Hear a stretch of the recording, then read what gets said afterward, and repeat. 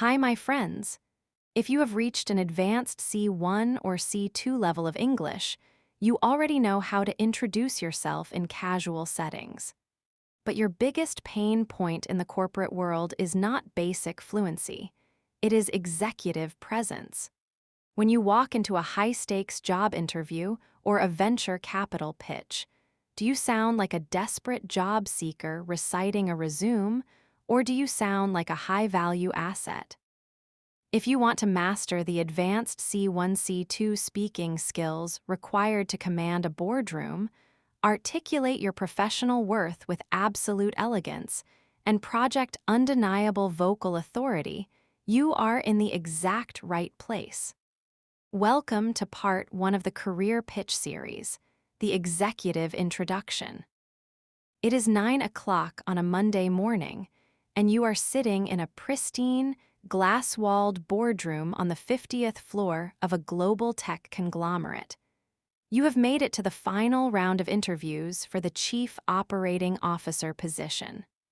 Across the polished mahogany table sits the entire board of directors, looking at you with a mixture of curiosity and deep skepticism. The chairman of the board leans forward, folds his hands, and opens the negotiation with the most predictable, yet most dangerous, trap in the corporate world. He says, "So, walk us through your background. Tell us about yourself." Intermediate English speakers fall into this trap instantly.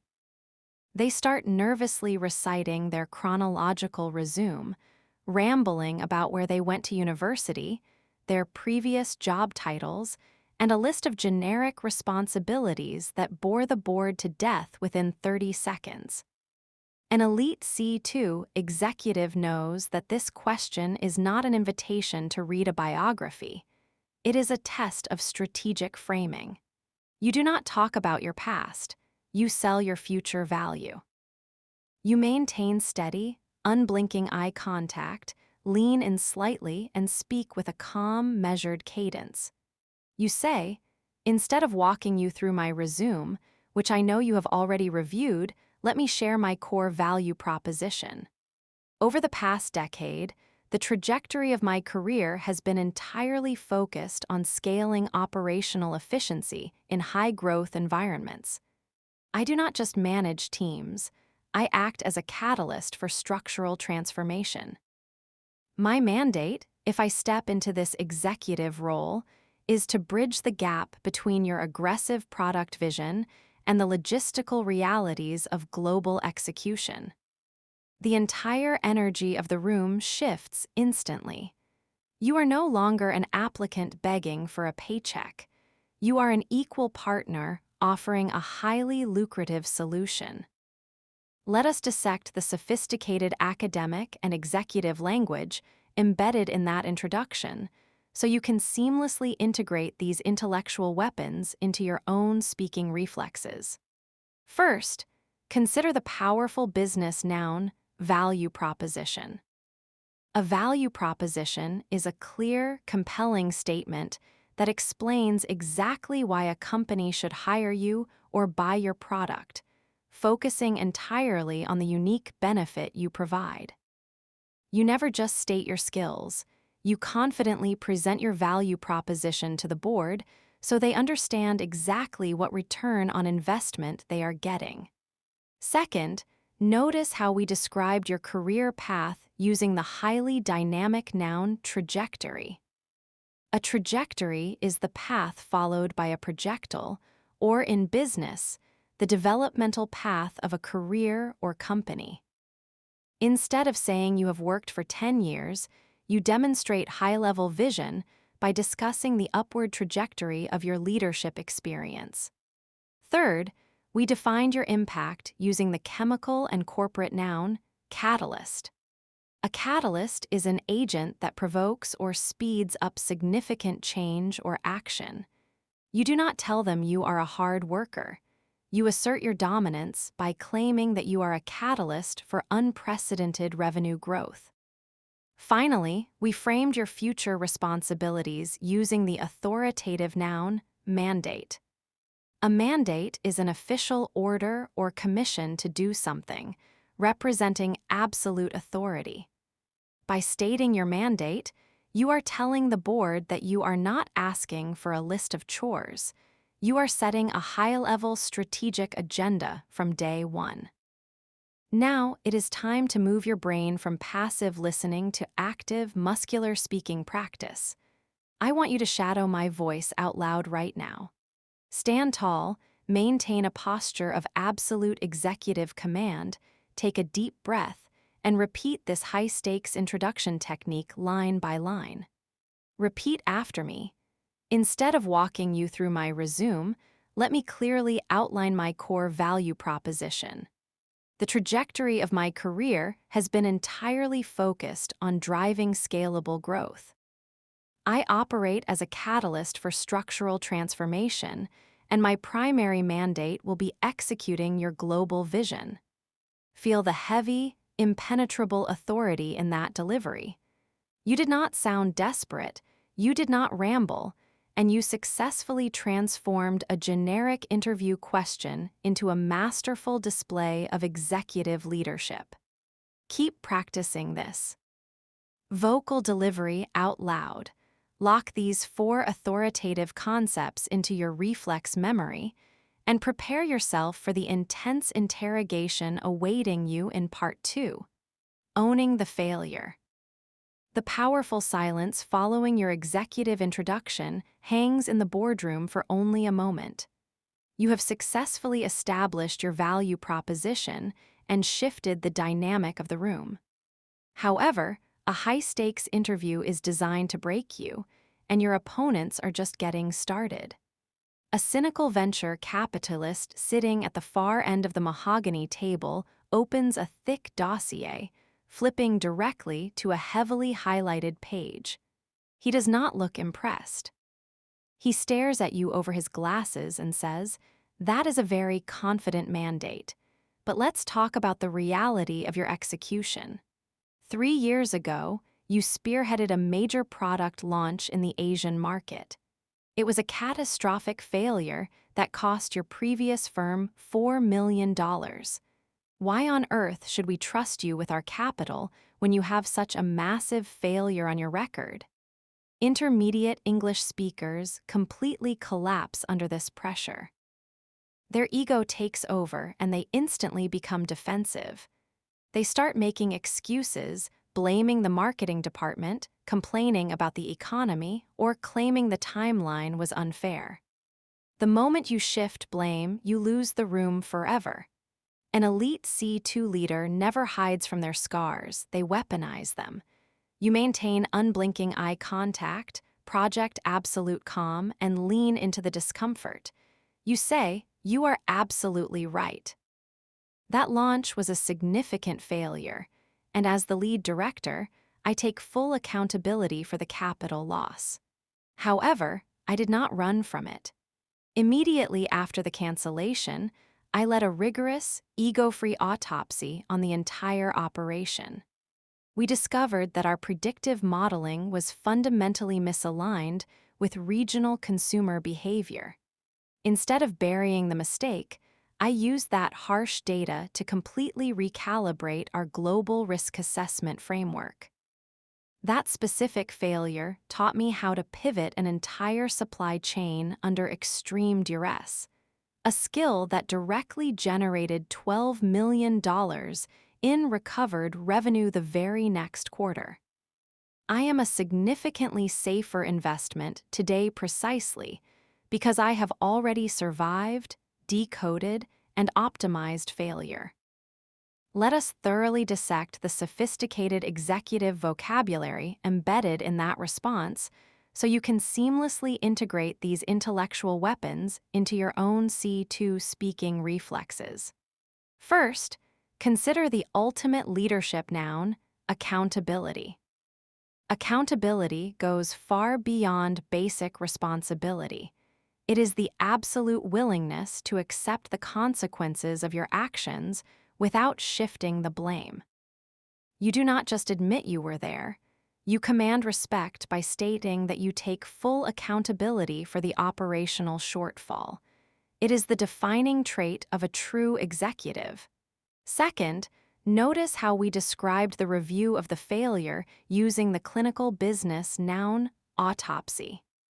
In medicine, an autopsy is the examination of a dead body to discover the cause of death. In a corporate context, a project autopsy is a ruthless, objective analysis of a failed initiative to figure out exactly why it died. You demonstrate immense emotional maturity by telling the board that you conducted a completely transparent autopsy on the failed merger to extract critical market data. Third, we described fixing the broken system using the highly technical verb, recalibrate. To recalibrate means to carefully adjust, measure, or correct the settings of a complex machine or system. You do not simply say you changed your mind. You elevate your strategy by stating that you used the negative feedback to recalibrate your entire customer acquisition model. Finally, we described a rapid change in direction using the essential startup and corporate verb pivot. To pivot means to keep one foot firmly planted while entirely shifting your strategic direction. You prove your agility by stating that, when the initial software crashed, you immediately decided to pivot the company toward a service-based model to protect the cash flow. Now, it is time to move your brain from passive listening to active, muscular speaking practice. I want you to shadow my voice out loud right now. Stand tall, maintain a posture of radical transparency and unshakable confidence, take a deep breath, and repeat this failure ownership technique line by line. Repeat after me. You are correct, and I take full accountability for that financial loss. However, we conducted a rigorous autopsy on the project to understand the underlying structural flaws. I used those precise insights to completely recalibrate our strategy, allowing us to pivot quickly and secure long-term revenue. Feel the resilient, untouchable authority in that delivery. You did not get defensive, you did not blame your subordinates, and you successfully transformed the darkest moment of your resume into your strongest selling point. Keep practicing this vocal delivery out loud. Lock these 4 resilience concepts into your reflex memory and prepare yourself for the next brutal hurdle in Part 3, navigating the industry gap. The venture capitalist slowly closes his dossier, nodding in begrudging respect at your masterful handling of the project autopsy. You have successfully neutralized the attack on your past failure, but the boardroom is a relentless gauntlet. As the VC leans back, the Chief Human Resources Officer, the gatekeeper of corporate culture and qualifications, leans forward. She taps her pen against your resume, her expression unreadable, and delivers a highly calculated objection. She says, "You clearly possess a high degree of resilience, which is commendable. However, let us look at the hard facts of your background. You have spent the last decade entirely within the consumer electronics sector. We are a highly specialized, tightly regulated biomedical engineering firm. You have absolutely zero direct experience in our specific niche. How can you possibly lead an operation when you do not even understand the fundamental science of our products? Aren't you completely out of your depths?" Intermediate English speakers panic the moment their lack of specific experience is exposed. They immediately adopt a subordinate position, profusely apologizing for their gap in knowledge and desperately promising that they are fast learners who will study hard. The moment you promise to be a student, you disqualify yourself as an executive. The board is not paying millions of dollars to pay for your education. An elite C2 leader completely flips the narrative, framing their outsider status not as a weakness, but as their most lethal strategic advantage.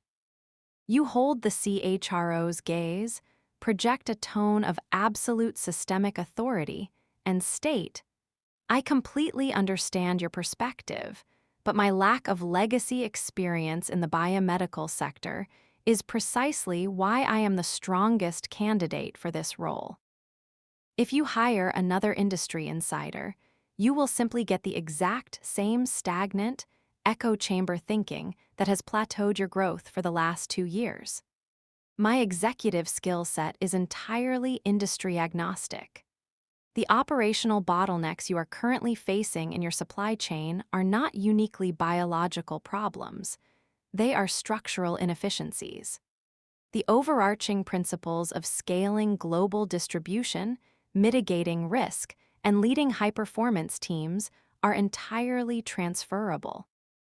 In fact, I have already mapped out the direct parallels between your current manufacturing delays and the semiconductor shortages I successfully resolved in 2024. I am not here to micromanage the microscopic details of your laboratory. I am here to maximize the operational efficacy of your entire organization.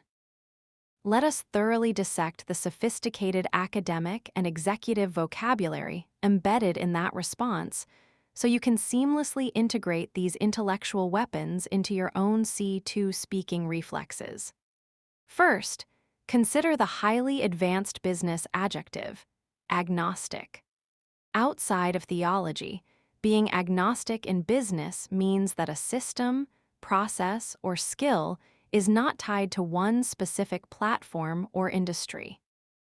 When you declare that your leadership is industry agnostic, you boldly assert that your ability to solve complex problems works perfectly whether you are selling software, building cars, or shipping medical devices. Second, notice how we describe the portability of your skills using the adjective transferable. Transferable refers to abilities that can be taken from one environment and successfully applied to a completely different one. You do not just say you can do the job, you convince the board that your elite crisis management skills are universally transferable assets. Third, we bridged the gap between two different worlds using the powerful noun parallels. A parallel is a similarity or direct comparison between two distinct things. You prove your high-level analytical thinking by stating that you have drawn direct parallels between the failures of their current competitors and your past triumphs, showing that you already understand their pain points. Finally, we defined your ultimate goal using the formal corporate noun, efficacy. Efficacy is the ability to produce a desired or intended result. It is the highest form of effectiveness. You command the room by stating that your sole focus is not learning their jargon, but violently increasing the overall efficacy of their global operations. Now, it is time to move your brain from passive listening to active, muscular speaking practice. I want you to shadow my voice out loud right now. Stand tall, maintain a posture of absolute systemic authority, take a deep breath, and repeat this experience-bridging technique line by line. Repeat after me. My executive skill set and problem-solving frameworks are entirely industry agnostic. The overarching principles of scaling distribu. Tian and optimizing capital are highly transferable across sectors.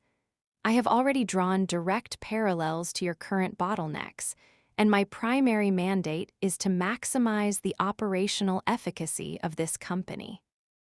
Feel the commanding, unshakable logic in that delivery. You did not apologize for what you did not know. You elevated the conversation to a systemic level where you are the absolute master. Keep practicing this vocal delivery out loud. Lock these 4 analytical concepts into your reflex memory and prepare yourself for the ultimate test of forward-thinking strategy in Part 4, the 90-day takeover. The CHRO sits back, her objection completely neutralized by your brilliant reframing of industry-agnostic skills. The boardroom is now acutely aware that they are not dealing with a standard applicant, they are dealing with an apex strategist. But the chief executive officer, the man whose personal equity is on the line, is not easily swayed by high-level theory. He wants execution. He leans forward, steeples his fingers, and cuts straight through the academic rhetoric. He asks the ultimate test of leadership readiness. All right, let us assume we hand you the reins tomorrow. What exactly happens next? Walk me through your first 90 days. Intermediate English speakers immediately fall into the dreaded learning trap. They smile politely and say they will spend the first 3 months meeting the teams, understanding the company culture, and getting up to speed. To a demanding CEO, this translates to, "You are going to pay me an executive salary for a quarter while I act like an intern." An elite C2 leader never asks for time to learn. They execute a systematic takeover of inefficiencies from the minute they walk through the door. You maintain a posture of predatory focus, look directly at the CEO, and deliver a razor-sharp tactical roadmap. You state, "My first 90 days are not about getting comfortable. They are about aggressive, surgical execution. Days 1 through 30 will be entirely dedicated to a ruthless operational audit. I will not be sitting in generic orientation meetings. I will be dissecting your supply chain architecture to identify the exact hemorrhage points in your cash flow." Days 31 to 60 will focus on establishing rigorous new benchmarks. We are going to recalibrate the key performance indicators across all divisions so they align exclusively with our year-end revenue targets. By day 90, my mandate is to completely streamline our vendor logistics and deliver a tangible, verifiable quick wins specifically. A 15% reduction in procurement waste before your next shareholder meeting. I am not stepping in to observe the machinery. I am stepping in to completely optimize the engine. Let us dissect the execution-driven vocabulary embedded in that response so you can seamlessly integrate these intellectual weapons into your own C2 speaking reflexes.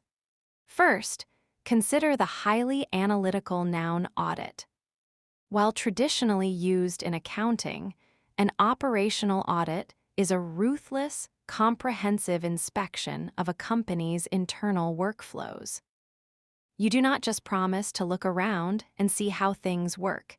You command respect by stating you will conduct a full-scale audit to expose hidden inefficiencies.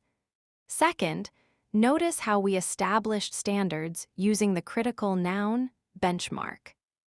A benchmark is an uncompromising standard or point of reference against which all future performance is violently measured. You do not tell your team to simply try their best.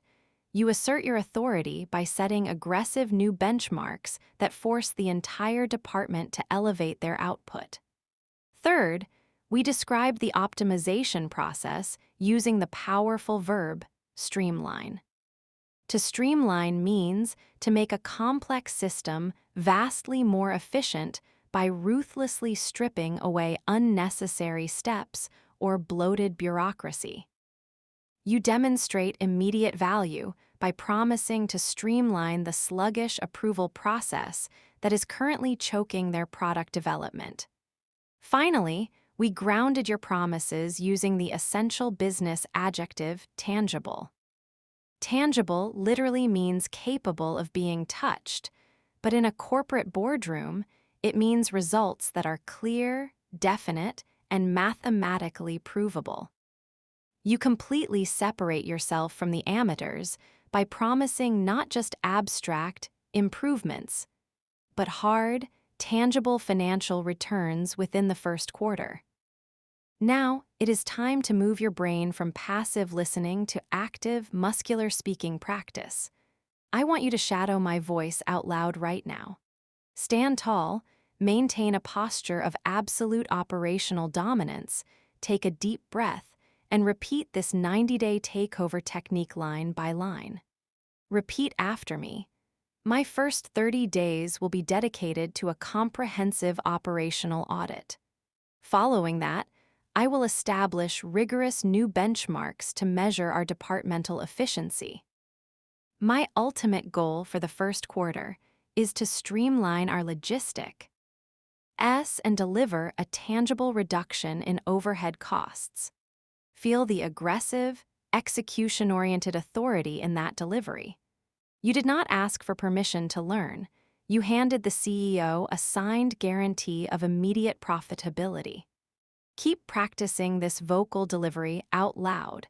Lock these 4 execution concepts into your reflex memory and prepare yourself for a brutal financial interrogation in Part 5, Dismantling the Cynical Investor. The CEO gives a slow, approving nod. Your 90-day takeover plan has successfully proved your operational competence to the management team, but the true power in this boardroom does not lie with the operators. It lies with the capital.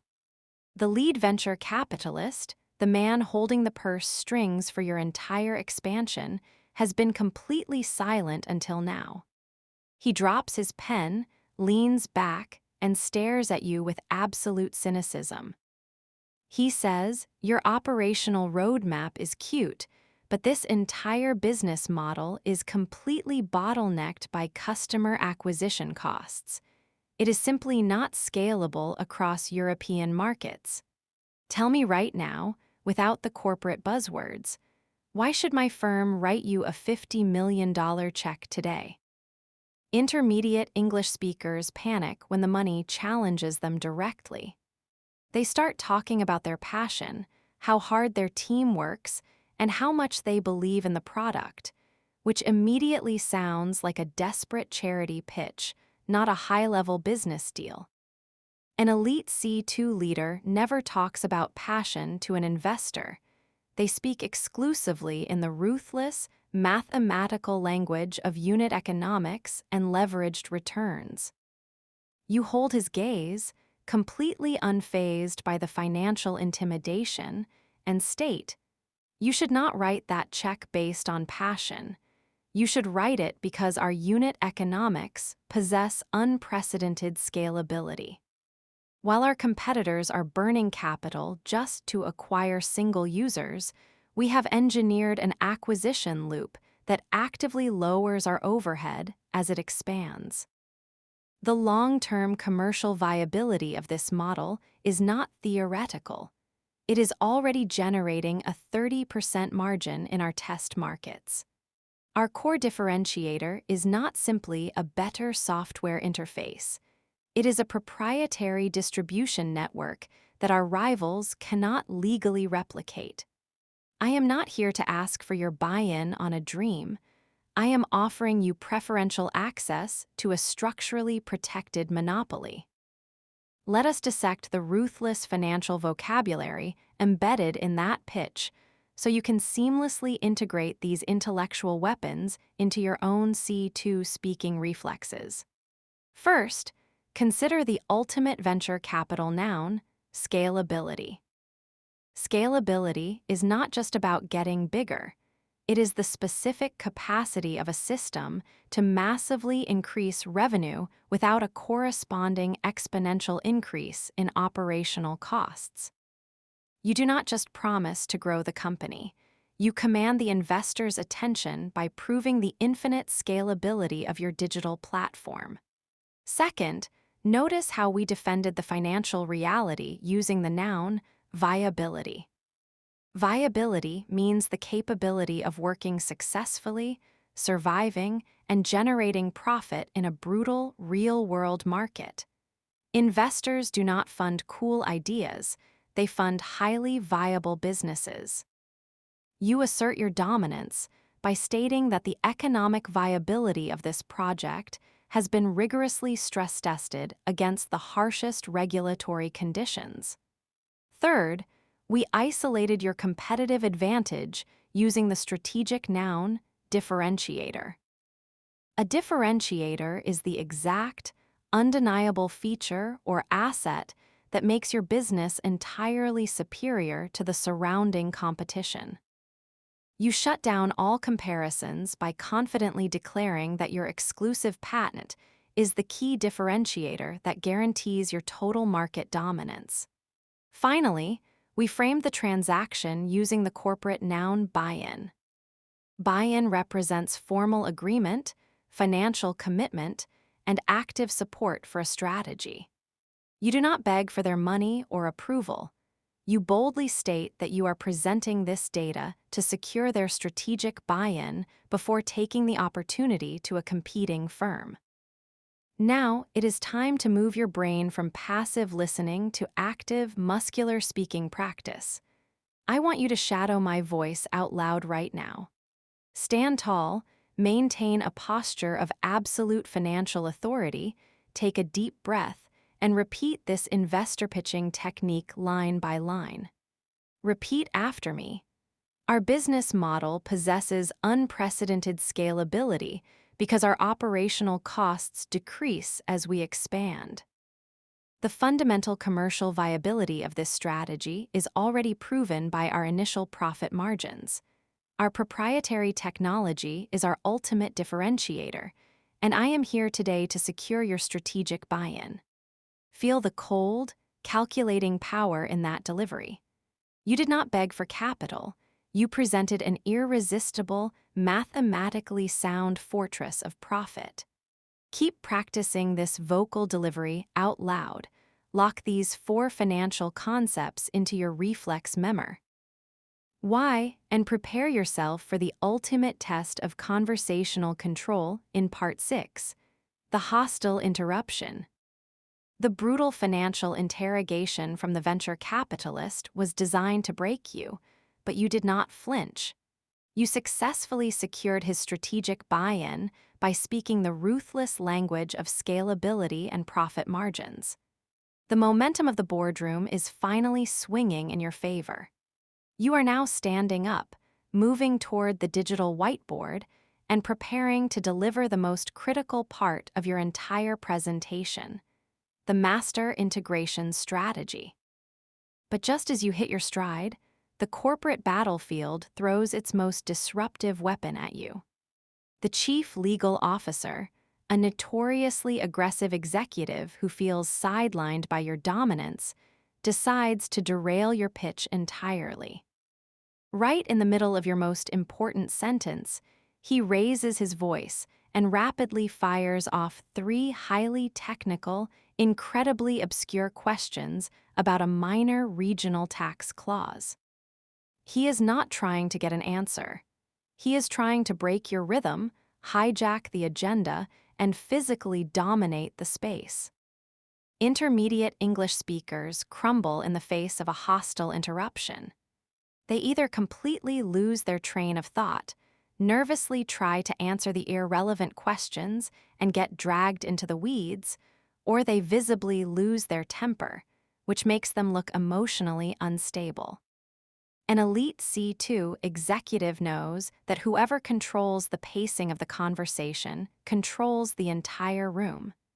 You do not surrender your momentum, and you do not raise your voice to shout over him. You use cold, unyielding boundaries to shut down the disruption.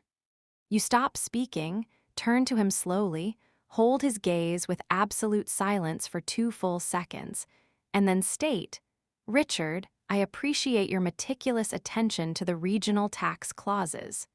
However, let us maintain our composure and keep this discussion focused on the macro-level integration. I am completely unfazed by the localized regulatory hurdles you are referencing, as my team has already mapped out those contingencies. But before we pivot away from the core strategy to discuss tax codes, I need to quickly ascertain whether this specific micro-issue is genuinely pertinent to the immediate Series B funding decision we are making today. If it is not, I am going to finish outlining the primary timeline, and we will address your secondary logistical concerns during the Q&A session. Let us thoroughly dissect the sophisticated crisis management vocabulary embedded in that response so you can seamlessly integrate these intellectual weapons into your own C2 speaking reflexes. First, consider the ultimate executive noun, composure. Composure is the state of being completely calm, collected, and in control of your emotions, especially under immense pressure. By actively telling a hostile colleague to maintain their composure, you are subtly framing them as the emotional, erratic one while cementing yourself as the calm, rational adult in the room. Second, notice how we projected absolute psychological armor using the adjective unfazed.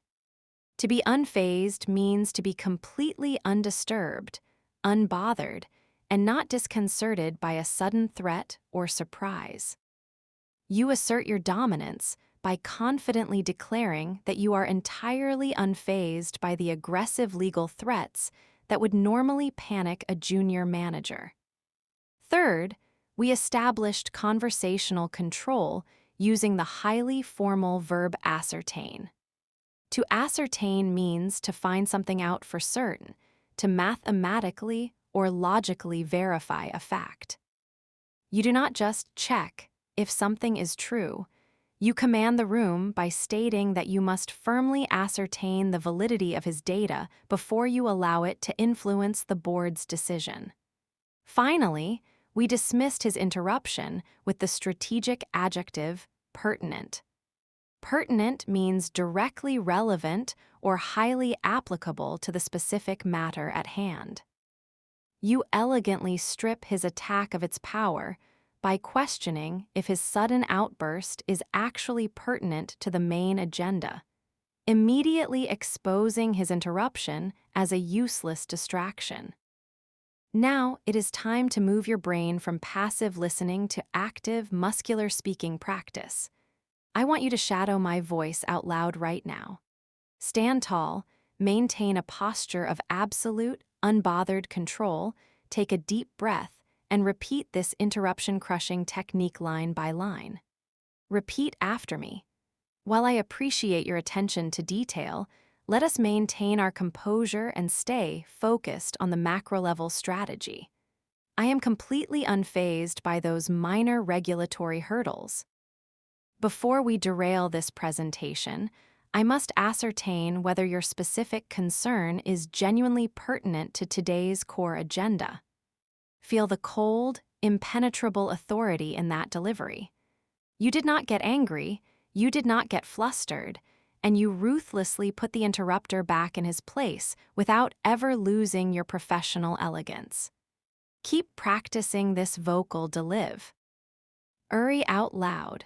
Lock these 4 boundary-setting concepts into your reflex memory and prepare yourself for the dangerous psychological trap waiting for you in Part 7, Defining Cultural Fit. The boardroom has fallen completely silent. You have successfully shut down the chief legal officer's hostile interruption with an unyielding boundary, proving that you cannot be intimidated or dragged into the weeds.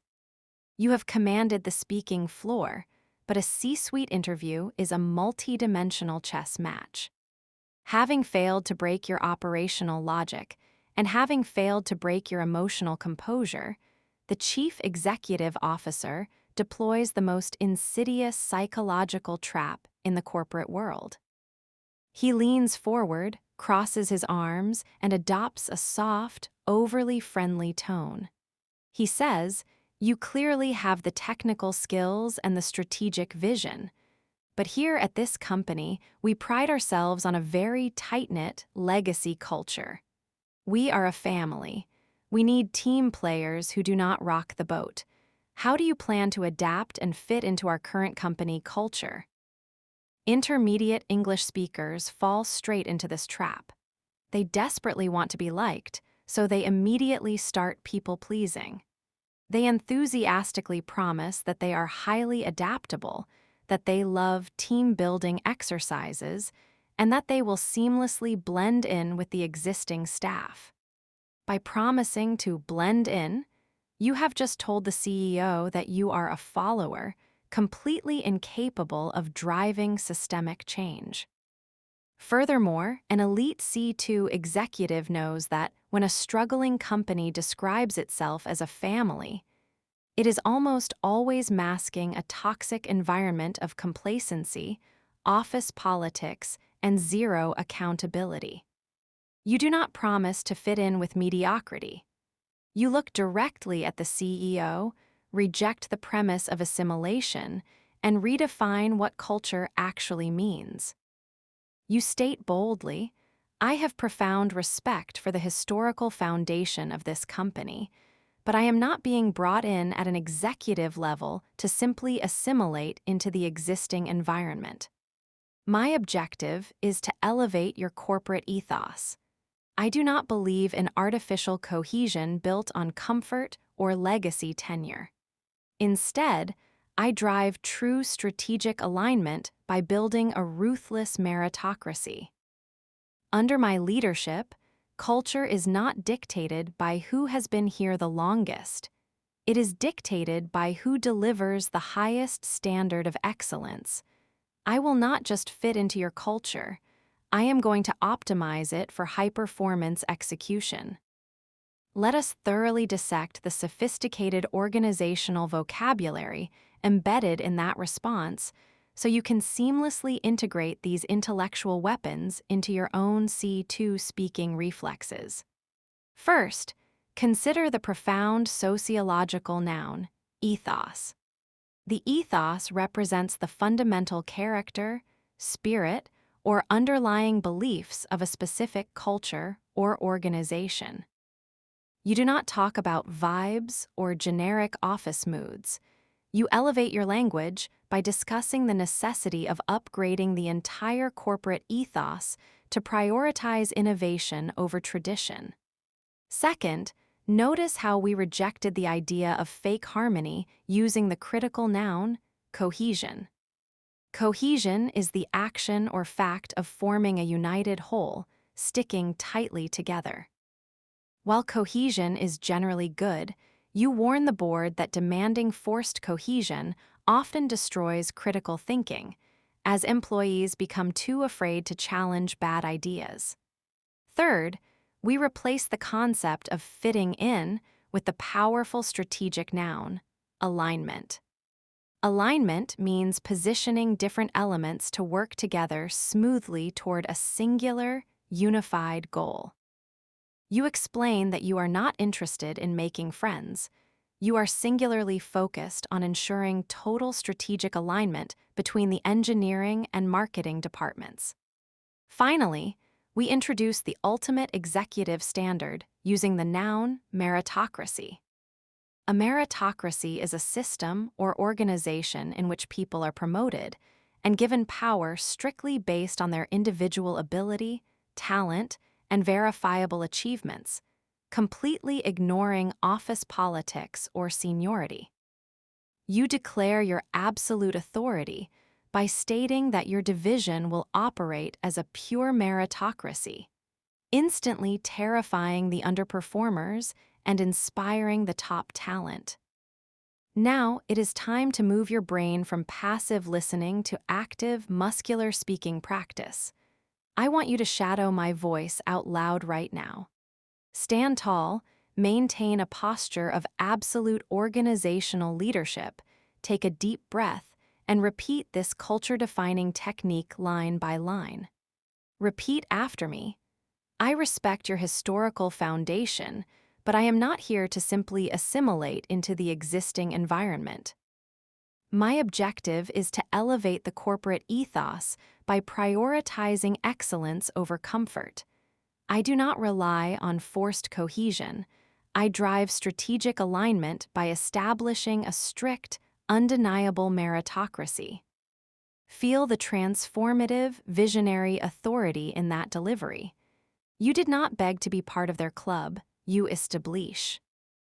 See yourself as the apex leader who writes the rules of the new culture. Keep practicing this vocal delivery out loud. Lock these 4 leadership concepts into your reflex memory and prepare yourself for the ultimate power shift in Part 8, flipping the script. The commanding silence you established after redefining their corporate culture still lingers in the air. You have completely dismantled their psychological traps, and the board of directors now views you not as a subordinate applicant, but as an apex intellectual equal. However, the final test of a high-stakes interview is not how well you answer their questions. It is how ruthlessly you ask your own. The chairman looks at his watch, signaling that the allocated hour is up. He closes his leather folder, offers a polite, generic smile, and asks the classic closing question. Well, we have covered a significant amount of ground today. Do you have any questions for us? Intermediate English speakers instantly surrender all their accumulated power at this exact moment. They eagerly shake their heads and say, "No, I think you covered everything beautifully." Or worse, they ask weak, self-serving questions about vacation days, work-from-home policies, or how soon they will hear back. By doing this, they instantly revert to the role of a desperate job beggar. An elite C2 leader completely flips the script. You recognize that this is your final opportunity to reverse the power dynamic. You do not ask for permission, and you do not ask about HR benefits. You interview the board. You maintain intense, calculating eye contact, lean forward slightly to physically take over the table, and state, "I do. I have thoroughly analyzed your quarterly financials, and while your domestic cash flow is stable, your overall market share has remained completely stagnant for the past 18 months. Furthermore, I have noted a highly concerning rate of executive turnover in this specific COO position. I would be the 3rd person in this seat in 2 years. Before I commit my operational expertise to this organization, I need complete transparency. How exactly are you planning to defend your position as the market incumbent against the new, highly agile European startups? And what is the exact, unyielding metric you will use to evaluate my success in the first 12 months? Let us thoroughly dissect the aggressive, diagnostic vocabulary embedded in that power shift, so you can seamlessly integrate these intellectual weapons into your own C2 speaking reflexes. First, consider the highly critical adjective, stagnant. Stagnant describes a body of water that has stopped flowing and smells bad, but in a corporate context, it refers to a business, economy, or strategy that has completely stopped growing or developing. You do not politely say their sales are a bit slow. You assert your dominance by diagnosing their global growth as dangerously stagnant, immediately forcing them to defend their own performance. Second, notice how we address the elephant in the room using the HR noun turnover. Turnover is the precise rate at which employees leave a workforce and are replaced.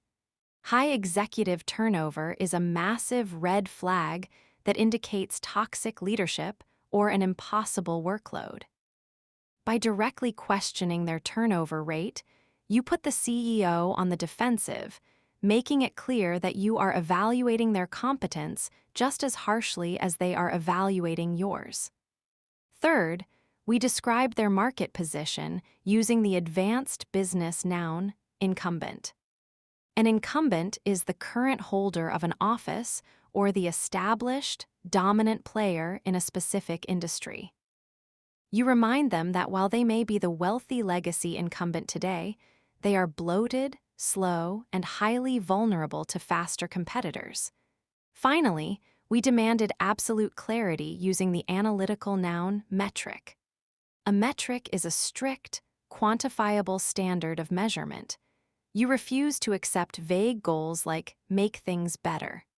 You demand a hard, mathematical metric for success, proving that you only operate based on verifiable data.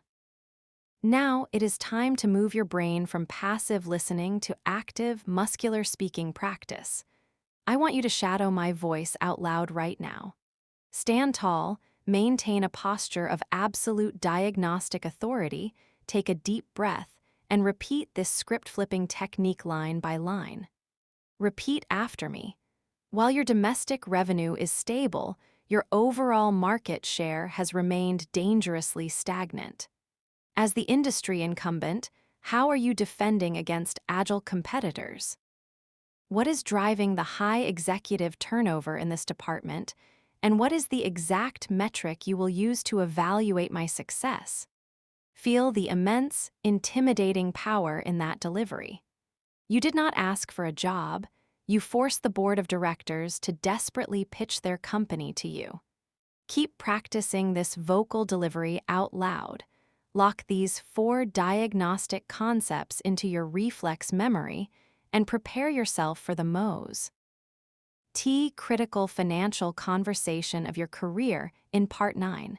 The salary leverage. The power dynamic in the boardroom has fundamentally shifted. You have interviewed the board, diagnosed their stagnation, and forced them to sell their vision to you. They want you. They need you. But the corporate machine has one final test of your executive nerve. The chief financial officer slides a sleek, single-page document across the mahogany table. It is the official offer. You glance at the number. It is 20% below your required baseline. The CFO offers a tight smile and says, "We think you are a fantastic fit, but this is our absolute ceiling. Company budgets are currently constrained, so we are hoping you can be flexible." Intermediate English speakers fold immediately at this moment. They either accept the lowball offer out of pure relief that they got the job, or they get visibly frustrated and start whining about their personal expenses or how much they deserve. An elite C2 leader never negotiates based on emotion or personal need. They negotiate based on market mathematics and strategic value. You do not touch the paper. You leave it sitting on the table, maintaining absolute, chilling silence for 3 full seconds. You look directly at the CFO and state gently, "I appreciate the initial offer. However, my remuneration must be directly commensurate with the level of structural transformation I am being asked to execute." We are not discussing an operational expense. We are discussing a strategic investment. You have explicitly tasked me with optimizing a broken supply chain and generating a 15% reduction in procurement waste within 90 days. If I execute those exact deliverables, this company will save millions of dollars in the first quarter alone. I do not negotiate against a fixed budget. I negotiate against the verifiable value I am bringing to the table. We will need to restructure this compensation package to reflect the actual leverage of the role before we can proceed. Let us thoroughly dissect the sophisticated negotiation vocabulary embedded in that response so you can seamlessly integrate these intellectual weapons into your own C2 speaking reflexes. First, consider the highly formal financial noun, remuneration. Remuneration is the total compensation received for work or services, including base salary, bonuses, and equity. You never use the basic word paycheck in a boardroom. You elevate your status by stating that your overall remuneration package must reflect the immense scale of the responsibilities you are absorbing. Second, notice how we linked your value to the money using the powerful adjective commensurate. Commensurate means corresponding in size, degree, or proportion. You do not just demand a higher salary. You use undeniable logic by stating that the financial risk you are taking must be entirely commensurate with the executive title you are holding. Third, we define the exact outcomes using the corporate noun deliverables. Deliverables are the specific, quantifiable goods or services that must be provided upon the completion of a project. You completely remove emotion from the negotiation by forcing the board to focus purely on your hard deliverables rather than your base salary. Finally, we deployed the ultimate concept of negotiation using the noun leverage.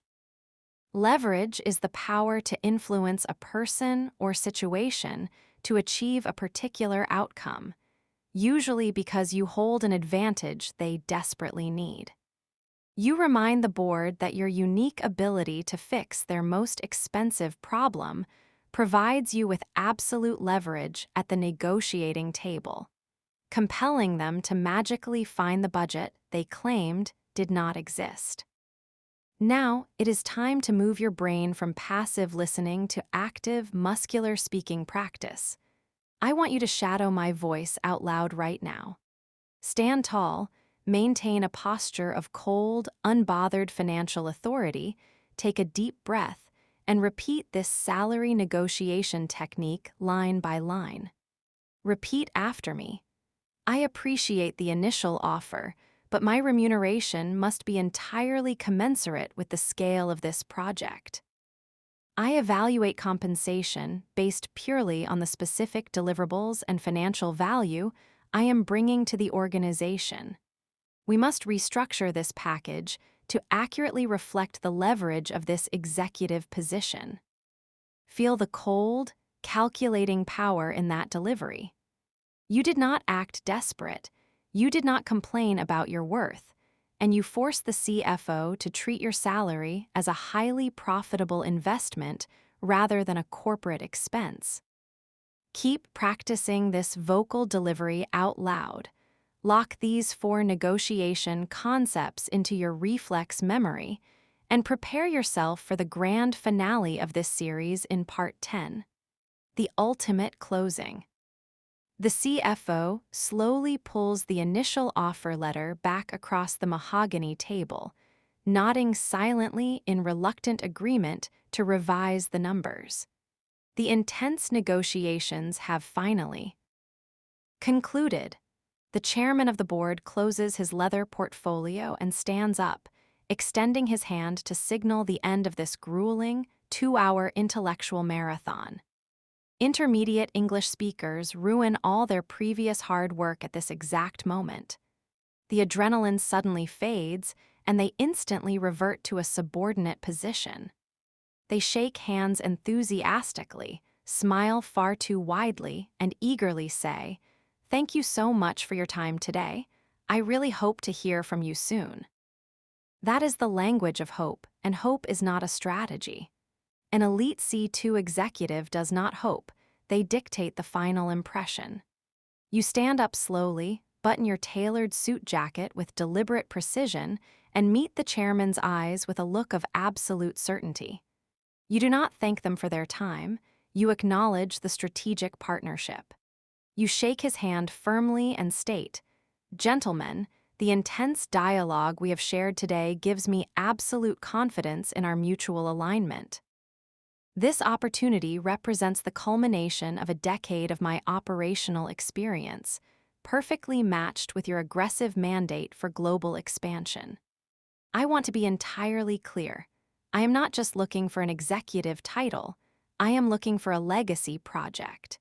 If we can finalize the restructured terms, I will bring the exact same tenacity and unwavering focus to your global supply chain that I have demonstrated in this boardroom today.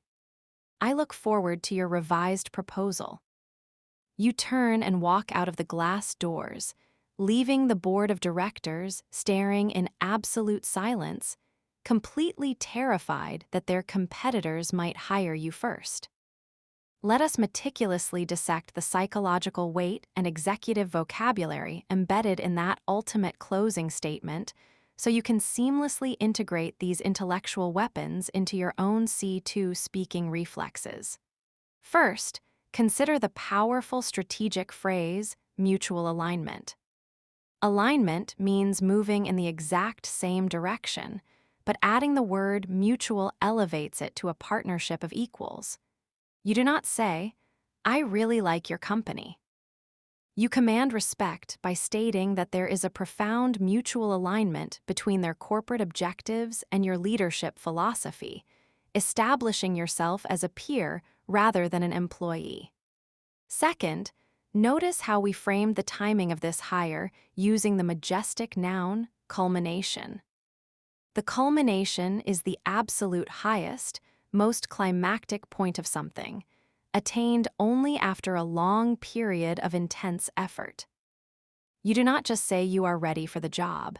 You declare that this specific executive role is the perfect culmination of your entire professional history. Third, we promised future performance using the fierce noun tenacity.